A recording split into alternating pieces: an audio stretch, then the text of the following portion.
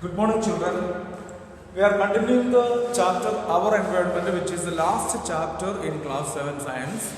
We have already started in our live class this chapter, and in the previous week I have already sent the initial notes, introductory notes for this chapter, and we are continuing this chapter with two more subtopics. Plants also depend on animals. We know animals depend on plants. How the plants also depend on animals? Yes, plants depend on animals mainly for three purposes. First one is pollination. Many flowers in plants are pollinated because of the animals, insects, birds, mammals, and even human being helps in the pollination. What happens, when the animals go nearby the plants, the pollen grains attach to the body of the animal. When the animals move around, the pollen grains will be deposited automatically. So the plants depend on animals. Animals help the plants for pollinating the flowers. That is the first point. Second point, plants depend on animals mainly for dispersal of the seeds. Seeds are dispersed. Plants seeds once formed in the fruits. After sexual reproduction, fruits are formed. Fruits may contain seeds. That seeds have to be dispersed out, transferred out.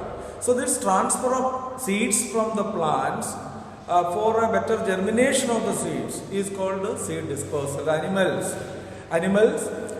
take the seeds, by chance, and they spread to other places. That is called the dispersal of seeds. For this, the seeds have hooks and the fibers or hairs. These hooks and fibers attached to the body of the animals. Animals, when they go out and away, it will get dispersed and relieved to different areas. So in this way, the second function, animals helps in the dispersal of seeds in plants. Now third one, the animals, when they die, the decomposers. What are the decomposers? Bacteria and fungi. They decompose the dead bodies of the animals. As a result, the nutrients will be mixed with the soil and thereby increasing the fertility of the soil. So, animals, when they die, their dead bodies are being decomposed or decayed by the decomposers, such as bacteria and fungi, thereby forming the minerals or nutrients which mix with the soil and increase the fertility of the soil. Thereby, the plants can absorb this. So, plants get benefit from animals in three ways: pollination, seed dispersal, and nutrients availability or nutrient supply to the soil. Clear? Now, the next important subtopic: producers, consumers, and decomposers. These producers, consumers, and decomposers form the living things in the ecosystem. Living things in the ecosystem. They form the food chain. Producers are green plants. Producers all are green plants. And some bacteria. Bacteria which contain, chlorophyll pigments. So all green plants and some bacteria, like cyanobacteria, we can say. Cyanobacteria, C-Y-A-N-O-B-A-C-T-E-R-I-A, cyanobacteria. They contain pigments. These green plants and cyanobacteria absorb sunlight and they synthesize the food. So, the autotrophs or producers are the first, step in the food chain. First step in the food chain. And these producers are being eaten by consumers. There are different types of consumers. For example, as you know, consumers are all animals. Animals are consumers. Animals and fungi, we can say. Animals and fungi are consumers, which feed on the producers. Food directly or indirectly. Consumers get food directly or indirectly from producers. These consumers hence cannot synthesize their food. So they get food from other sources, including producers. So there are different types of heterotrophs or consumers. Herbivores. What are herbivores? Herbivores are animals which feed on the plants or producers.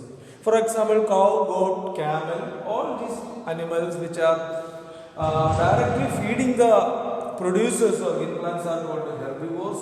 When herbivores are eaten by carnivores, they are flesh-eating animals. When carnivores and herbivores eat the carnivores, whereas omnivores, we know what are the examples of carnivores: tiger, lion, leopard, and many other animals.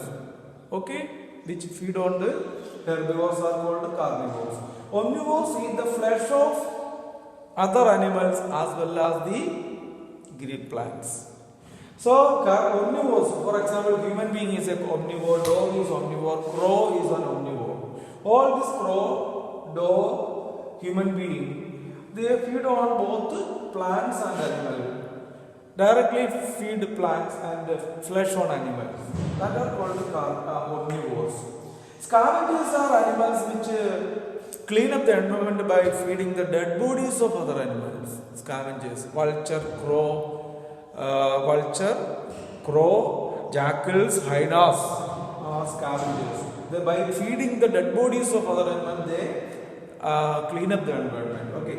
So decomposers are example bacteria and fungi. Here once again coming back to herbivores are called primary consumers, carnivores are called secondary consumers, and like that. So you have to remember all the points. Thank you very much.